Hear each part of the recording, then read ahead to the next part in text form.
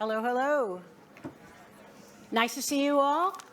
I know it's tough at the end of the day, but guess what? We're going to talk about the good, the bad, the ugly, the role of generative AI in undermining, but also potentially rebuilding trust. And while we were sitting around earlier, I was thinking, are we saved the best for last or the worst for last?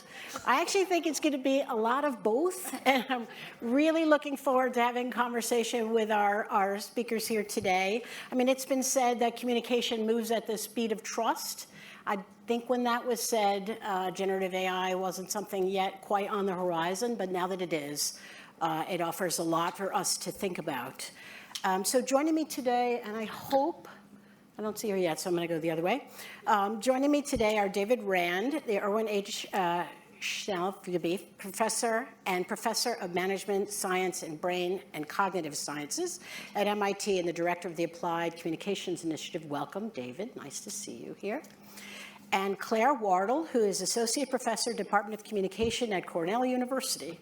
Nice to see you there, Claire. Oh, and there I see Renee, awesome. And Renee Cummings, who is joining us. Thank you so much for joining us remotely, Renee, and apologies, I heard about your travel, and I'm really sorry about that, but I'm so glad you're here with us. She is a Professor of Practice in Data Science at the University of Virginia, 2023 Venture Beat at AI Innovator Award winner, and also the first data activist in residence at the UVA School of Data Science. I can't wait to hear more about that. So I'm going to crawl up to the stage, but while I'm doing that, I want to ask, maybe starting with Claire here, each of our speakers to tell you a little bit about them and how they're approaching this broad topic of the good, the bad, and the ugly. Maybe some things that are kind of haunting you, but also that are giving you hope.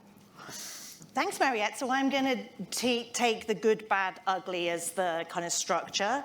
I think there's some really exciting things happening around AI, and I think part of the problem with the discussion of AI is it's just often this dichotomy of, oh my God, it's going to save all the problems, or it's going to kill us all.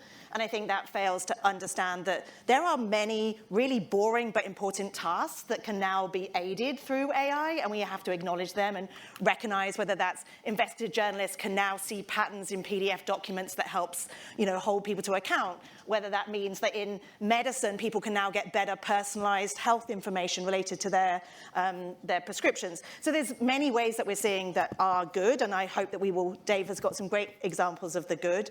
But I do think when we think about the bad, what worries me as somebody that I spent a lot of my career focused on misinformation, and the last 2 to 3 years, partly for my own mental health, but also this recognition of we just keep focusing on the bad, and we can't do a lot about the bad. Like, we will have that bad, but I want to say, well, how can we actually think about those parts of the information ecosystem that we can control and that we can improve? And some of the conversations today have been about that.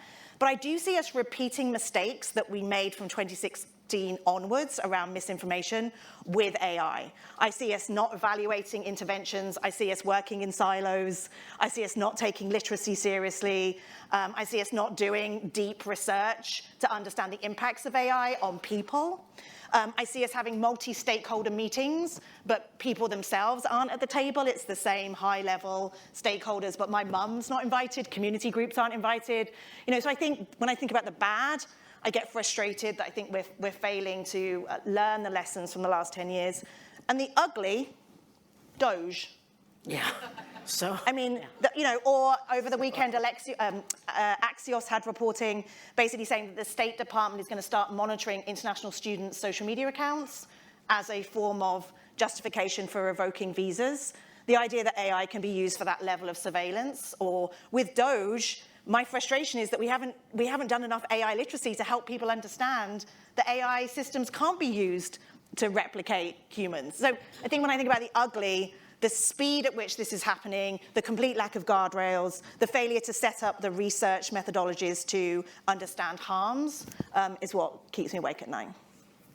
Thanks, Amelia. And David, could I turn to you? All right, yeah. I agree with basically everything that Claire said. In terms of the bad, I guess I'm particularly interested in generative AI, ChatGPT type stuff. And in the misinformation space, I think there's a lot of concern around the potentials for that kind of technology to allow people to create and very large volume false or misleading information. And I think that is a real concern. Although I don't know how worried exactly I am about that, because I think even pre-generative AI, there was tons of bad content. It wasn't a supply issue, right? Like, and it was more a question of like, what makes it take off and so on. But I think that there's potential for much larger scale inauthentic accounts where people pretending to be, or like not people, but LLMs pretending to do things. I think actually one thing that has not gotten talked that much about is huge potentials for fraud. For schemes where LLMs, particularly now, speech LLMs are like quite good, so you can be calling maybe old people in particular, whoever, and sort of scamming them or building relationships. It makes those kinds of scams much easier. But anyways, I think that, so there's lots of bad things that are happening in the world, but what I feel like my research has been focused on in this space is trying to say, given that this technology exists, what are good things that we can do with it? What are sort of productive uses?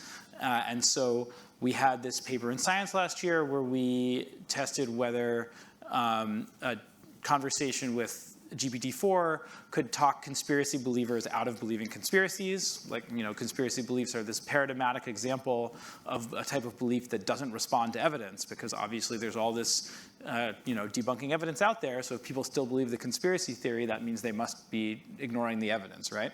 And that was sort of the state of the art, as people say, oh, because of all kinds of motivations, motivated reasoning, the beliefs justify your identity and so on, so you just ignore the evidence that doesn't fit with it. And we were like, well, maybe, but maybe part of what's going on is that there are people that would respond to evidence if they got the right evidence. But conspiracy beliefs are really heterogeneous. Different people, even that believe the same thing, hold different pieces of evidence for it, particularly conspiracies that aren't true. You can have all different kinds of made-up evidence. And when you see experts and conspiracy theorists debate, often the expert doesn't look good, because the conspiracy theorist will be like, well, what about this random piece of evidence? What about this random piece of evidence? And the expert's like, well, I don't know. It doesn't sound right. I never heard of that. It's this technique called the Gishgalop, where they just keep coming up with new things, and then eventually, basically, the expert's always in the defensive and kind of looks unprepared. So we're like, well, if that's the issue, maybe actually GPT could be more successful at it, because it's able to access a vast amount of information and personalize so that the thing that it says is a response to exactly the thing that the person believed. So we ran several large pre-registered experiments, and we found like pretty big effect, something like a 20% decrease in belief in a conspiracy among people who really believed it strongly ahead of time. 25% of believers converted into non-believers after this 6 or 7 minute conversation.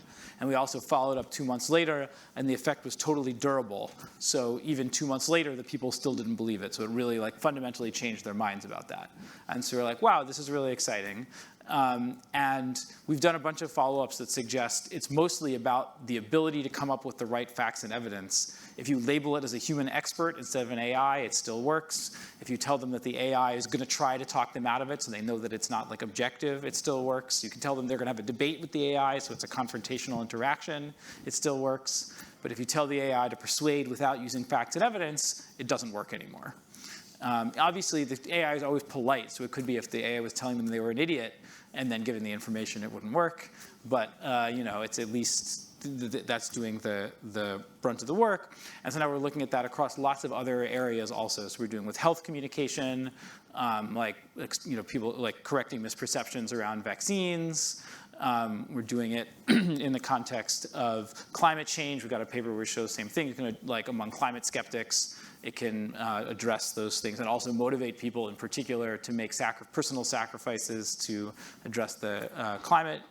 And so I think that my vision is the good use case in general is that large language models like GPT can be really good teachers, and in particular really good tutors, because they don't just lecture, but they see what is this person saying, what do I need to correct. They say that, the person says something, they can respond, and this back and forth nature means that they can be quite effective. On the flip side, that also means there's a lot of potential for manipulation, where if you get the GPT to try to talk people into believing things that aren't true, that is probably going to be an issue. We're running some stuff on that, investigating it. But I guess, again, my feeling is, given that the technology exists, the question for us is, how can we leverage it for good? And I think basically these models can be really good science communicators. Thank you. Renee, I hope you can hear us all right here. I've been thinking about, when you and I had talked earlier, your very positive take on how to be adaptable in the moment, and would love to hear your perspectives on the good, the bad, and the ugly. Well, thank you so very much. And again, I'm sorry that I could not be there. For me, when I think about the technology, I'm thinking about the extraordinary power of the technology and the transformative power of the technology as well. Professionally, I'm a criminologist and criminal psychologist, and that is the work that brought me to AI, because in the criminal justice system, we've been using algorithms for a very, very long time, and it's the biases, the discrimination, and the many of the challenges that brought me in this space. When we think about generative AI, we know there are challenges. When we think about disinformation, when we think about questions around the weaponization as well of the technology, but access, I think access is very critical for me. And when we think about who has access, who does not have access, questions around equity. And actually, my work last week was in Suriname. And part of that work was visiting a maroon village and really thinking of ways in which we could use Gen AI to bring greater access to a community that is so far into the interior of Suriname that many of the children have to travel 3 hours one way and 3 hours back just to get high school education. So thinking, but how do we use this technology in ways in which we can bring greater access? How do we use this technology in ways in which we can bring greater equity? Actually, my work at the Brookings Institute, where I'm co-director of the AI Equity Lab, is also looking at questions about how do we use this technology when it comes to closing the digital divide between the global north and the global south. So I think for me, it's about governance. I don't really like to think about things in the good, the bad, and the ugly. We know there's going to be ways in which the technology can be used in ways that can undermine things like progress, ways that can undermine questions around democracy and autonomy and agency. And I think we're very cognizant of that. But what we also need to think about when we're thinking about the good is really those questions around access, questions around equity, questions around who has access to this technology, who gets to play with the technology, who gets to imagine with the technology. And these are the things that really excite me. We know that large language models are communications tools. We know that for communications to work, particularly, we've got to think about questions around trust, which is very important, and also think about questions around transparency. And I think for me, what really keeps me up at night when I think about how do we get this technology to the places that really need it, and also what are we doing with this technology. So when I think about the good, the bad, and the ugly, I think we've got to focus on governance, which is so critical. We've got to focus on the policies that are being designed. A lot of my work is on the national level with the World Economic Forum, where I'm thinking about how do I help new and emerging markets, the countries in the global south, really understand the technology, really open spaces for access to the technology, really find ways of sort of reimagining business models with this technology. And business models include everything in the private sector to the public sector as well. So how do we innovate in healthcare? How do we innovate in criminal justice? How do we innovate in anything that has to do with the public sector? So I'm very passionate about innovating with the technology, but also very, very cognizant and concerned about the things that could be done or the ways in which the technology could be weaponized against, of course, particular groups, communities, and of course, particular societies. Thanks a million, Renee. Just a quick follow-up. I'm listening to your really interesting comments around governance and the building of trust and access for all, and your connection with the World Economic Forum folks. Can you give us any examples of how the technology is being used in a positive way to help build trust in areas such as science? Most definitely. I think what we're seeing, and there are many, particularly, I'm trying to think of a few that I can outline. There are many groups that are using this technology, even in ways in which we could make science communication more transparent. One of the things that I have realized in particular now, there's a communications crisis. And where there's that crisis, there is always space for disinformation and misinformation. But we are having these conversations about Gen AI, and we continue to have a lot of these conversations among ourselves. And I cannot tell you how many panels I've been on, how many stakeholder groups, and how many international conversations that I continue to have around Gen AI, and now agentic AI, and now AGI. So there are lots and lots of conversations. But where we're not having the conversations are the places that people need to have them. So as I was explaining to you, I spent an entire week in Suriname, half of that week in the interior, much of that week in communities where individuals do not even have access to Gen AI or access to AI. And we have got to think again about if we are communicating, and particularly with science and science research, that's built on trust. Communication is about trust, and you've said that in your opening. But if we don't ensure equity when it comes to access to the technology, then we continue to undermine ourselves. So we have got to use this in ways in which we can build trust. There are many groups that are looking at violence against women online, child protection and child safety online, that are looking at ways in which we deal with democracy and using this technology in ways in which we can encourage more participation and encourage more access and encourage a greater dynamic of stakeholder engagement. So even in the work that I've been doing internationally and conversations that we are, or sort of group and stakeholder engagement conversations in India and groups in Africa, many of these groups in remote places are using the technology for stakeholder engagement, for public engagement, to share more public information. We're seeing an extraordinary amount of work being done with large language models and healthcare, access to healthcare in rural areas where people are unable to see a doctor or to see a nurse, and using the technology to first have that level of communication between individuals and groups. So there are great examples of where the technology is being used. But again, from someone coming into the space from criminology and criminal justice, and my colleague David just spoke about fraud, things like fraud detection and the ways in which this technology has been really creating a lot of chaos in the financial sector. Those are the challenges, those are the things, those are the risks. Those are the risks that we continuously have to think about to mitigate and to manage. But as I said, there are great spaces where the technology is being used to bring a greater transparency in politics, in democracy, in anything to do with disinformation, and to also deploy information to combat the disinformation as well. Thanks so much, Renee.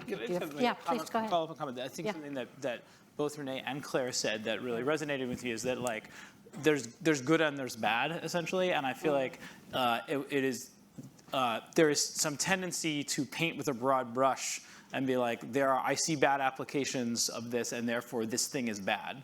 And I think that this is a little bit of repeating mistakes from the last 8 years of social media, which is I think that the left in particular adopted a general policy or attitude of social media is bad, and social media is the root of all the bad things. And I think that is not, that is overly simplistic. And that there's evidence, when you get people to deactivate social media, that generally makes people happier, and it often makes people less polarized, but it also makes people less knowledgeable. Political knowledge goes down. I see that in myself. I stopped using social media essentially when Musk bought X, and I was happier, but I don't know what's going on. I'm clearly less informed, both in my academic, about academic stuff and about news. And I'm well, okay, whatever. That's a cost I'm paying because it makes me happier. But I think I think that it is overly simple to say this thing is bad essentially, and I think the same is true of AI, but even way more true because it's such a massively bigger, so much more is under the umbrella of AI than social media.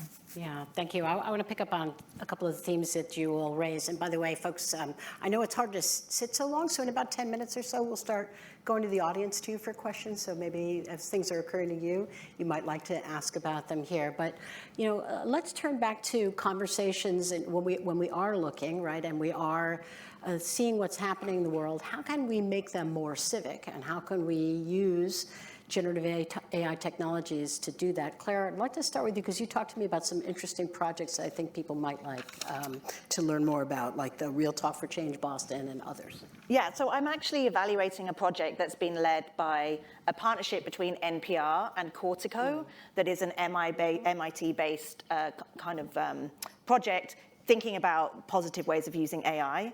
And so the partnership was going out to 10 local member stations across the US. This was ahead of the election, and they facilitated conversations with different community groups that they, with their own description, were less likely to reach as NPR. And the idea was that they then had these conversations with communities and then used AI to do sense making, which was to help understand the themes and trends that came out of this.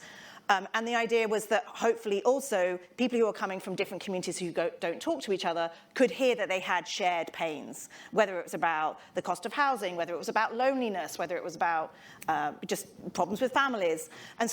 And the project was relatively small. There was only about 30 conversations.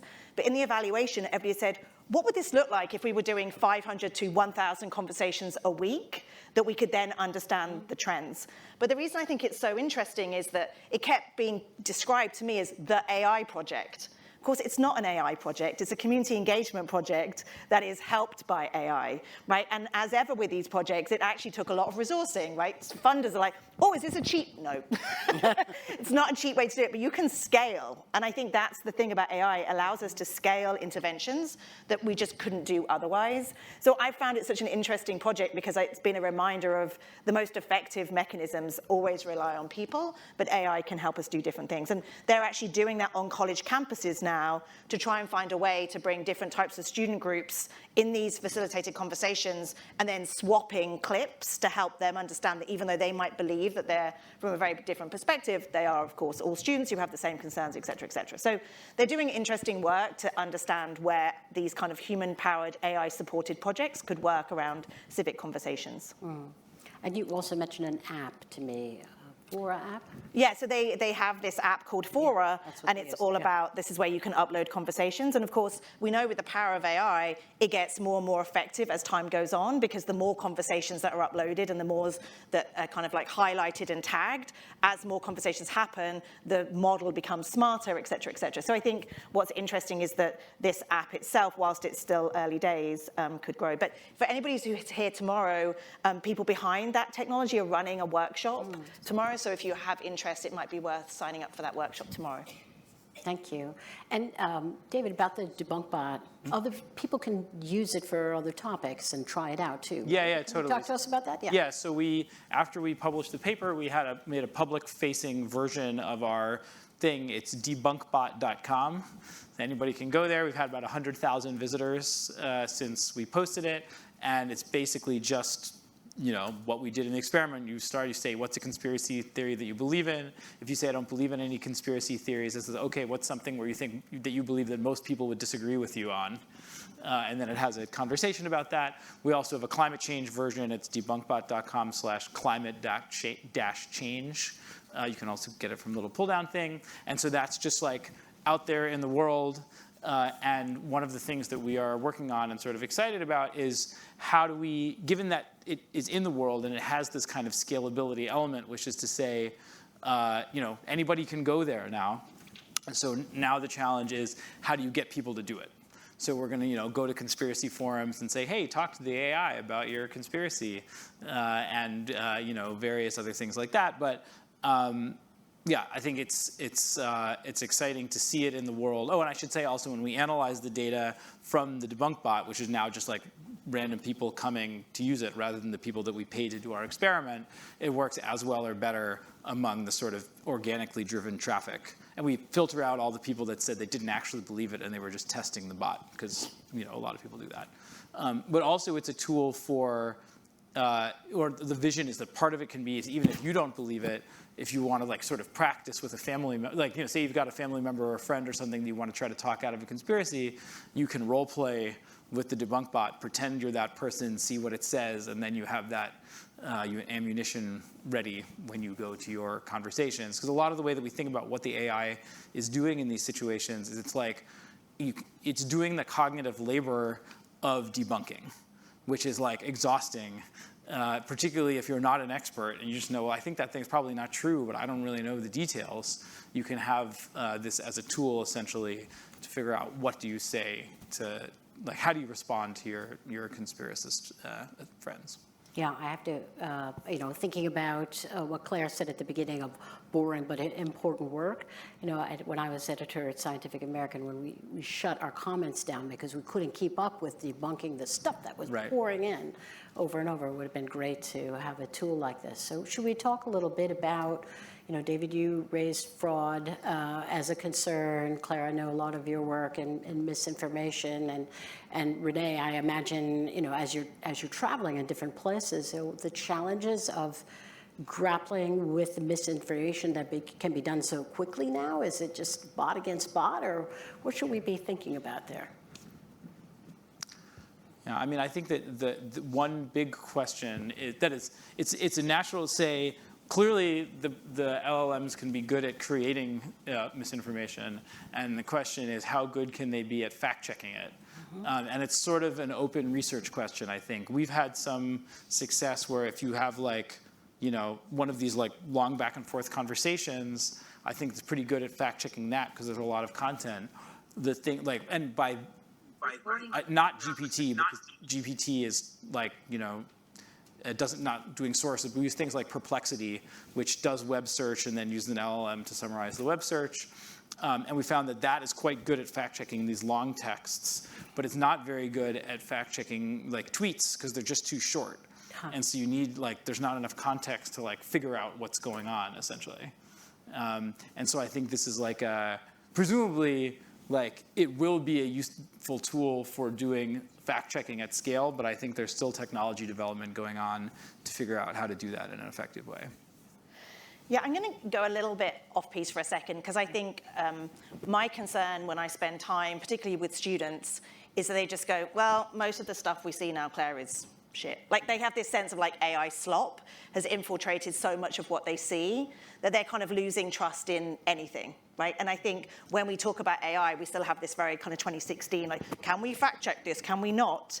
And I did some research on TikTok, actually, and a number of the people who were part of the study basically said, actually, I quite like that there's so much misinformation on TikTok, because it kind of reflects the real world. And I like to be able to go and do my own research. I like to look at the comments. I like to use search.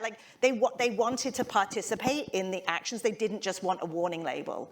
So I think, again, when we think about these things and we do the research, we have to understand generational differences. But my fear about AI in terms of what it's doing is it's making people kind of turn away from so many forms of information and say, I just don't know what to trust anymore, right? Whether it's, we talk about scams, lots of my students will say, I'm looking for somewhere to rent and I don't even know whether it's a housing scam. Is that image a real house in Ithaca, or is it just created by generative AI? They just navigate the world knowing that it might be a hallucinated citation, it's probably not a real photo, that nice Instagram influencer's backdrop is probably AI. They're just in this reality of everything's AI. And so I think that we can't fact check our way out of that. We need to think of other ways of listening to people's concerns and making sure that we don't have a generation of people who turn away from all sources of information. And what's interesting is that people have said a lot the same thing about misinformation, pre-generative AI misinformation, that part of the goal, I think, of some of the misinformation campaigns are just to make people doubt everything. Yeah. And then there's been some critique of the kind of anti-misinformation research that Claire and I have done a lot of, is saying that, it's just making people think that everything is misinformation, and people think they're swimming in misinformation, when actually probably most of the information that you see is accurate. And so there's some higher level concern about how do you help people be more discerning without just undermining belief in everything. Yeah. Renee, sorry, I know it's hard to do that from the screen. Do you have anything you'd like to add as well? Sure. I like to think about it like this, and particularly for me, in the sense that the misinformation and disinformation are critical aspects of the misuse of the technology. And when we're thinking about Gen AI, we know that this technology has the potential to do some extraordinary things. And we're seeing how this technology is sort of reimagining every business model possible, how it's transforming the ways in which business is being done, services are being delivered, while disinformation and the ways in which the technology could undermine democracy, the ways in which it's impacting how we think about science, how we think about transparent science, how we do research. There's a whole other part of this world where that may not be the biggest question. Disinformation, or the ways in which people are, changing the way they look, or the filters they're using, whether or not they're using Midjourney or DALL-E. There are lots, and I'm discovering this more and more because in the last month, not only I was in Davos in January, and there were conversations around AI and disinformation, and of course, agentic AI and now AGI, but also in Dubai last month, having conversations about the ways in which other countries are thinking about this technology. And again, just yesterday, coming back from spending an entire week in Suriname, I'm seeing how this technology, we know there are challenges, we know there are risks, but we know we've got to detect, we've got to manage, and we've got to mitigate those risks. And those risks come with all technologies. But we've got to also look at the ways in which, for many other individuals and communities and countries, this technology is truly doing some brilliant things in medical research. Let's say in Ghana, the things that we're seeing happening when we're thinking about education and bringing communities together, when we're thinking about indigenous data and how in places, the Amazon, you're seeing what's being done with the ways in which this technology is dealing with data and treating with so many strategies and business models. So for me, it's about the policy, it's about the governance, because I'm very committed with that, through my work at UVA, as well as with the World Economic Forum and with But I think we've also got to understand that while disinformation is critical, indeed it is, and there are some groups that are doing some really brilliant work when it comes to treating with disinformation, using the technology as well, particular in the area for me of child abuse and child sexual abuse and child safety and child protection online. But there are some bigger questions in other spaces where we're seeing some brilliant work being done by the technology. But AI is a communications tool. It requires a requisite amount of literacy. It requires a sophisticated kind of understanding and critical thinking. And I think once we build those measures in with the ways in which the technology is being used, we can harness the best of it, and we can mitigate those risks as well. Thanks a million, Renee. So I'd love to give, now that you have a little more of a sense of the work of our speakers, I'd love to give everybody an opportunity. I see a hand right up here. I think there's a mic coming right to you. Thank you. So since we're in a science communication trust conference, I'm going to focus on that. Yep. Can you think of how you would design a research pipeline that could improve our theoretical models for science communication using the scalability of AI? And specifically, I think one thing I want to flag is that we often base a lot of stuff on surveys, but that means you know which questions are important, because those are the questions that made it into the survey, right? So how do we sort of think about building better models and theories and that research pipeline? What would that research, the contours of that pipeline look like? Yeah, so that's it's a great question. There's at least a couple of different answers that I can think of. One thing is, like, in our conspiracy papers, the normal way people do research on conspiracies, if you got a list of conspiracies and you say, how much do you believe each of these things? And then you pick one that they say they believe, and then you do whatever your treatment, and then you say, okay, now how much do you believe it? But what Tom Costello, who is the lead on our project, the idea that he came up with is instead of that, we ask people to, in their own words, basically explain what a conspiracy theory is. Sometimes people explain events by, secret hidden actions by powerful actors, et cetera, et cetera. Some people call these conspiracy theories. Is there anything like that that seems compelling to you? And they can just free text write out whatever it is that they believe. And then the model summarizes it back in one sentence and says, okay, this is the thing that you said, 0 to 100, how much do you believe it? And then they have the conversation about that thing. And then at the end, they're like, okay, now let's go back. At the beginning, you said this thing. Now how much do you believe it? And so you're measuring, so every person in some sense has their own outcome variable. And still you can say, okay, we've got a nice 0 to 100 quantitatively, how much did the belief change? But you didn't force the thing that they're talking about to be one of a list of a few things that you came up with. But it's able to really reflect the heterogeneity in whatever they themselves believe. And so I think that just in general as a methodology, it can give you a way to study much more fine-grained, or basically, as you're saying, let the person themselves define what it is that you're measuring, essentially. And then I think another very different use of this technology for studying science communication is, there's all these theories around different communication strategies, what could be more or less effective, but it's hard to have really well-powered large-scale tests of these hypotheses, particularly for hypotheses around conversation, because it's just so costly to get that data. But now you can do, thousands and thousands of people having conversations trivially, and so by varying the prompt, basically you tell the model, okay, you randomly assign some people. You say, okay, use this. You tell the model use this strategy. Other people you say use this strategy. In the prompt for the AI, and then you can compare it, and you can actually get large-scale randomized experiments on the effectiveness of different persuasion strategies or communication strategies. Of course, with the caveat that when you see the differences, it could be that some strategies are better than others, or it could just be that the model is better at doing some strategies than others. But, Yeah, I think just to jump on that, when I knew that our panel was going to be at the end, I thought, oh, that's strange, because AI will be woven through every conversation at this conference, and it hasn't, right?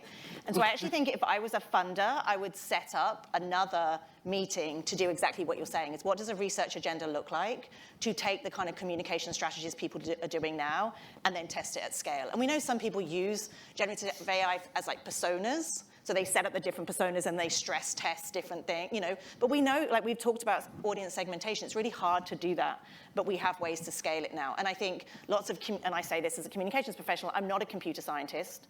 I think if we actually came up with a meeting where you had enough multidisciplinary people in the room to think about communication, qual, computer science, I think we could do something pretty important and set up a research agenda that would also be longitudinal, right? Because the mistake we made in 2016 is we kept doing these experiments and research in the moment, and we didn't set up enough longitudinal measures. And I think if we did that now with AI, we'd be in a much stronger position in 10 years' time. Thank you. Question in the front. And then I'm sorry, I'll look this way. I think. Apologies.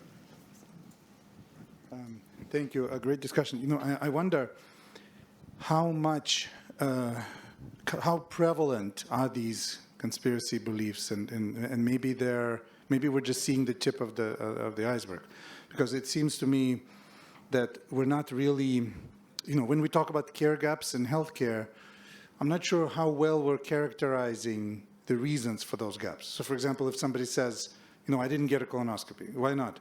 Well, my insurance didn't cover it.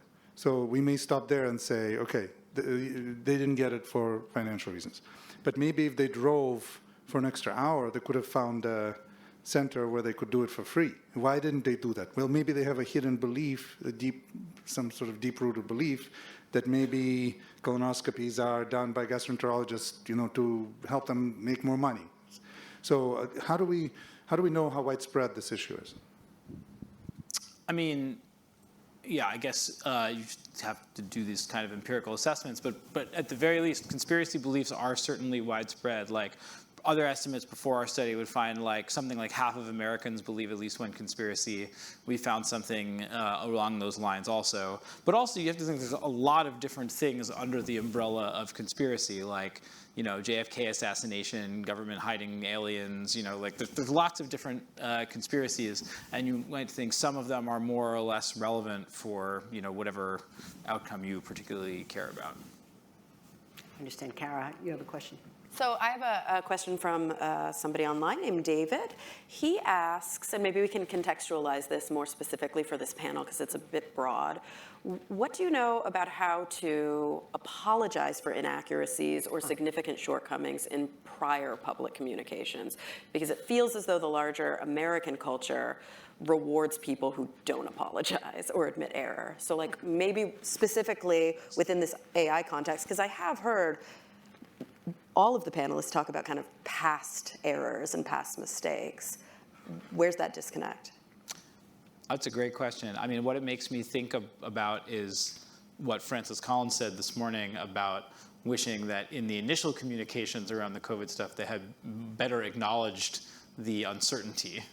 And Michael Bang-Peterson, who's this political scientist, has this cool work on showing that essentially when, in the context of COVID, when the sort of science communication acknowledged the uncertainty, people, as I recall, the result is that essentially people were less likely to comply with that specific instruction, but they trusted them more. And so overall, longer term, they were more willing to listen.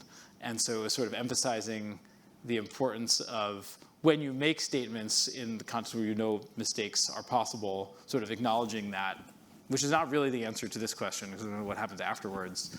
I'm sure there's work on that. I don't really know much on it. Yeah, I mean, I would just say that I'm currently looking at Dave's transcripts because I heard Dave talk about his project, and I'm a qualitative researcher. And I said, so you've got all these chatbot conversations, what's happening in them? And he was like, I don't know, I'm an experimentalist. And I was like, oh. So, and we know this, right, from having conversations with chatbots, they're really polite to you.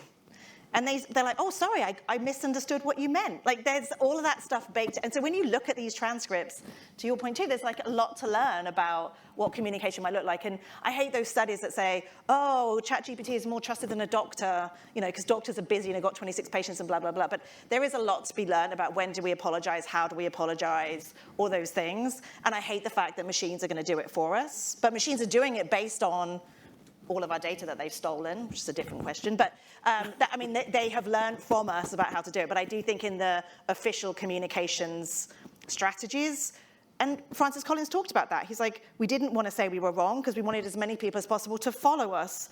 That was wrong, right? And we haven't seen a large-scale apology from many large institutions. And I do think without that, it's going to be hard for us to move on from COVID-19. So, Interesting. Thank you. I see a hand up in the back of the room. Thank you. Thank you. My name is Nia Mabeser-Wardna. I'm a machine learning engineer, but I care deeply about all these kinds of issues. Generative AI is something I've been thinking a lot about. But I think earlier you were talking about the ability to scale up these kinds of interventions, really. So you're talking about using the knowledge that we have, using facts, things that are otherwise available and often human-generated. How do we address misconceptions? We're also talking about the flip side of that, which is people trying to use that to do negative things, to harm people, to do fraud. I want to talk about something that's not quite generative, but I want to ask you about some of these other aspects of fighting misinformation. So one thing that comes to mind is, what misconceptions are there out there? There can just be so many. There's something that you might have mislearned at some earlier point in your life, right? But there's lots of people saying things all the time on Twitter, on social media, these different platforms, lots of information there. No human could ever comb through that and see, oh, this person might have this wrong conception, right? And it would also be hard to go and address all of these. But what are these other aspects where AI, large language models, could help in bridging the gap between what is knowledge and evidence-based reasoning and what conceptions people actually have? So like some of these things, for example, using AI to sift through all that data and find what people might be misunderstanding. You mean what are maybe common misperceptions that through analysis we could be more effective at providing a counterpoint? Right, and in order to do that, you need to have an LLM that you are reasonably confident can tell what is a misconception and not. And that's sort of some of the stuff that we're working on. Like, you know, I feel like one of the mistakes from the last 8 years of fake news misinformation research was the focusing on like Pope endorses Donald Trump style, like fake news headlines from randomwebsite.com. Which is what I think captured a lot of attention in the 2016 election. But there's been a bunch of studies that suggest that actually that kind of content not that many people saw that stuff organically. And I think that the much bigger point from that, or like the way that these misconceptions are getting spread, is from political elites and social elites and influencers, people that have big platforms themselves just directly making false statements or resharing this randomwebsite.com, and that's how suddenly lots of people see it. And so we have this project where we're like, okay, great, let's do it. We got like every post from every elite on Twitter in January 2024. But now we're like, okay, now we want to do exactly what you said, which is essentially evaluate like how much of it is inaccurate and what are the inaccurate things that people are saying. But in order to do it, we need to be able to do something at the scale of huge, you know, numbers of posts. And so we're trying to figure out what's the sort of LLM approach that lets you do that, and it's not trivial. But I think that like once there's a technical solution to that sort of thing, then it will open up a lot of possibilities. Yeah, I see one here and then one here, and then I actually want to ask a couple of as we get to wrap up, because please, yeah. We'll come to you next, sir. The long history of things called artificial intelligence is filled with periods just like this. New kind of program, huge excitement, lots of great ideas about how it can be used, and then almost always it turns out that a very tiny number of those things are genuinely useful, and the rest doesn't work so well. And the single most famous AI program was developed right here by Joseph Weizenbaum, computer science professor, ELIZA, which I'm sure all of you know, which he designed specifically to demonstrate how useless most of this stuff is. And the world took it as the opposite and celebrated ELIZA as the greatest thing ever invented. And Weizenbaum spent the rest of his career angry and sad that the world was reacting that way. So my question is, what's different about generative text AI this time around, as far as, is a lot of stuff going to be useful or just a very tiny, tiny range of things? Maybe Renee should start this conversation. Renee, would you like to chip in on that? Certainly.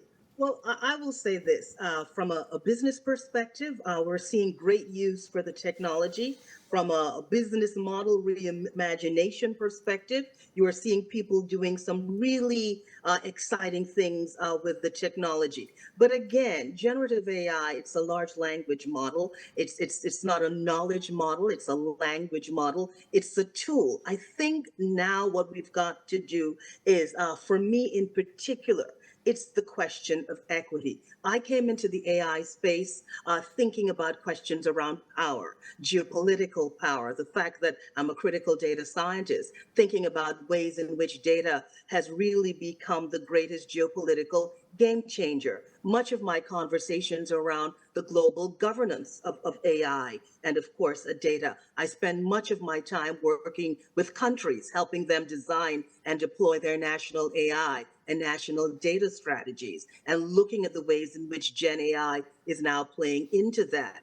In emerging markets like the Global South, we are seeing generative AI in particular, and now agentic AI, playing a critical role in how these economies diversify and how they decentralize, and how do you bring education to children who are living in the interior of a country that is 97% forest, or a group of individuals who have maintained their tradition almost post-slavery. So when I think about this technology, yes, there have been missteps, but there are countries doing things in leaps and bounds in ways that which they are using this technology, not only to help with them becoming more digital and becoming more effective and more efficient, but we're also seeing great public and private partnerships with the ways in which the technology is being used as well. So something that has been deployed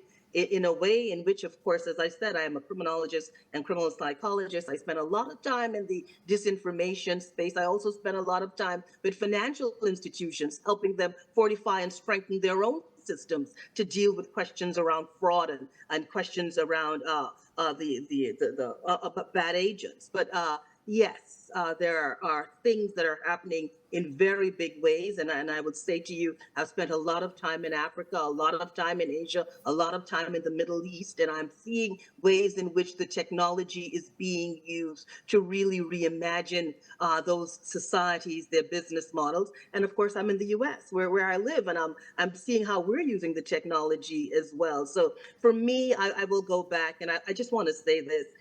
This is a technology that is here. It's only getting better. For me, it's who has access, how wide is that digital divide, and what are the ways in which we could ensure more equitable use of this technology, and what are the ways that we could ensure more and more people are imagining with this technology. And those are the things that are very critical, just from my perspective and the work that I'm doing in the space of AI, Gen AI, and now agentic AI.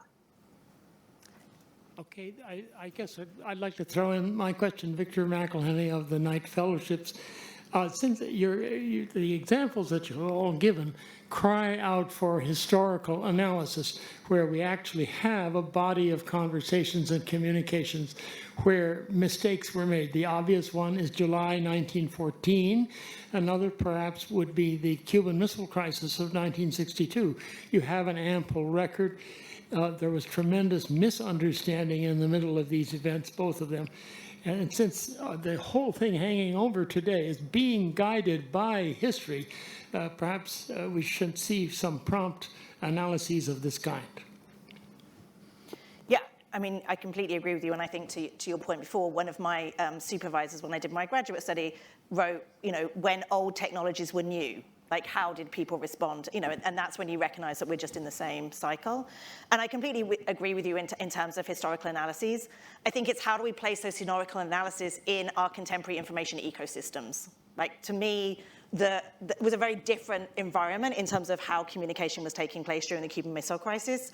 But I do think sometimes, how could we imagine the Cuban Missile Crisis if it happened today?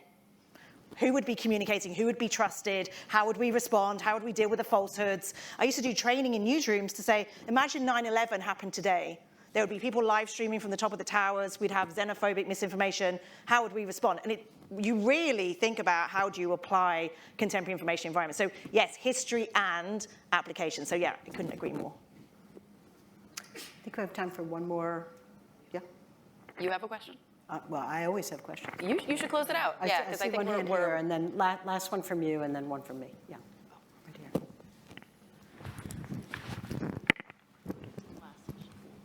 here. My name is Anna. I work for the Knight Science Journalism program too. You mentioned, sort of as an aside, that data is stolen, and I think that's a popular narrative. My understanding is that's true. And then I'm also privy to conversations about the climate impact of AI. So when you talk about this technology in this context where people have a lot of reasons to mistrust the use of AI or wonder if AI is the tool we should use for a certain application, how are you addressing that context of mistrust that might be rooted in a reality? I feel like I've spoken a lot, but I mean, I don't know. My feeling on this is, in terms of the mistrust aspect, I think very few people are thinking about any of those things. That the people in this room are, but like in terms of the people in the world, I don't think most people are thinking about stolen data. I don't think most people are thinking about climate impacts. And so I don't think that stuff is super relevant for the level of trust in the technology that like most people in the world have. But I think it isn't like that doesn't mean it's not a relevant or interesting question. I guess the way that I have been thinking about it, just in my own like work on this topic, is essentially they exist. And so you have questions of like, is it what like did bad things happen to create them? And but it exists now. And so given that that has been done, what can be like? I'm saying like, what are positive uses that can leverage the technology that exists, given that it's already happened? I'll just quickly say, I'm teaching a big class this semester on tech behavior and society, and I got the students to do research into what are the climate impacts on their use of generative AI, and they were deeply, deeply shocked. And so I think as a teaching tool, I mean, not that students are everything, but I found it extraordinary when you ask them to look into it, how they then start to say, maybe I shouldn't just be using it all the time. I mean, not all students, but my students who really care about climate, where they did say, I'm going to use it less. I haven't followed up to see if that's true. I'd just like to add something there on the stolen data part, because again, that is the space in which I operate as a critical data scientist. And actually, there are lots and lots of conversation around that. And one of the things that I'm realizing when it comes to data sovereignty and data governance and indigenous data, there are two great models. There's a model out of Uganda that looks at questions around stolen data. There's a model also coming out of New Zealand that really deals with indigenous data, stolen data, data governance, and the ways in which we need to think about data equity. And there is a paper that we worked on with the World Economic Forum that uses those two case studies to really think about indigenous data, think about data sovereignty, think about data colonization, and this big data grab. So it's a great question. And if you wanted to get some more information on that, I can definitely connect with you online, and we can share some resources there. And sorry, I didn't mean to dismiss it as not important. I think it's super important. I just think it's that like, it's important to be thinking about, but I don't think it's like a thing that impacts the way average users trust it, because I think, like you're saying, they don't, people don't know unless they get taught about it. So we've talked a lot about different aspects of good, bad, and the ugly. We've gone from the using bots to try to correct community misinformation. We've talked about conspiracy theories. We've talked about things educators ought to do, policy leaders ought to do, those of us ought to do. And with the last couple of minutes that we have with the panel, I'd love each of the speakers, because we've talked about quite a range, to give the audience, one thing you would love people to take away from this conversation, and maybe it's something you might like them to do as well. Would you like to kick off, Claire? Yeah, I see you ready. Yeah, well, I mean, I think as ever, I would like us to have conversations, those of us who can do something. So funders and researchers and others, I think it's very easy right now to just believe that it's just washing over us. And so I think fundamentally is about having conversations with students about climate access. It's having conversations with our funders about what are you doing right now that would help me build out methodological models that would help long-term think about harm. So I think it's really thinking actively about something, because I do think this question about AI is it's just here. And there are so many unanswered questions. I think, and hearing Renee talk, I just think about all of these elements just aren't in the conversation space at all. And instead, a lot of tech journalism is either it's the solution to everything or it's the end of the world. And so we're missing all of this nuance in the middle. Renee, would you like to go next? Sure. I will say this. I began my career as a journalist and a broadcaster, and I've worked extensively in communications and crisis communications and risk management. So I'm still very passionate about communications, and I still consider myself a communicator, although I'm not a science communicator. I will say this: we have got to think about this technology in very global ways. And if it is that we really want to ensure that we're not continuously undermining trust, then we have got to ensure data literacy and AI literacy, and of course now agentic AI literacy, are very, very much built into the ways in which we are thinking of the things that we are doing. I will say this: we've got to open our mind to the expanse of this technology. We've got to also understand the technology is only getting better. It is getting better, and it's not waiting for us. So I would say this to anyone who is a communicator, anyone who is a journalist. I still consider myself as a journalist. I'm actually working on a journalism project right now that looks at transculturalism, transnationalism, and transparency in AI. And it's really taking me globally to think about the technology. And for us to really continue to ensure that trust is strong in this technology, we need to have an interdisciplinary imagination. We really need to do more interdisciplinary work. And we've got to think globally, and we've got to make those connections, and we've got to think about public-private partnerships, because those are critical to ensuring the trust is there, the kinds of projects that we need to get are funded, and to ensure that we think always about this access to the technology, because there's still an extraordinary people who don't have access, as we continue to have many conversations among ourselves. Thank you, Renee. Last to you, David. I guess I would say that a thing that I would hope people to take home is that many people, even people that you may not be used to thinking about this way, are really responsive to facts and evidence and so on when it's presented in the right way, and that LLMs and generative AI can be a very powerful tool for explaining things to people in ways that they find compelling. And that can be a powerful tool for good and for essentially like improving the accuracy of people's beliefs. Thank you. At BU, where I am, we talk about a critical embrace of this technology, and it really resonated to me with all the speakers who've talked about today, about ways we explore generative AI and making our communication and our trust more effective. So I hope you'll join me in thanking them for their time and for their insights and perspectives.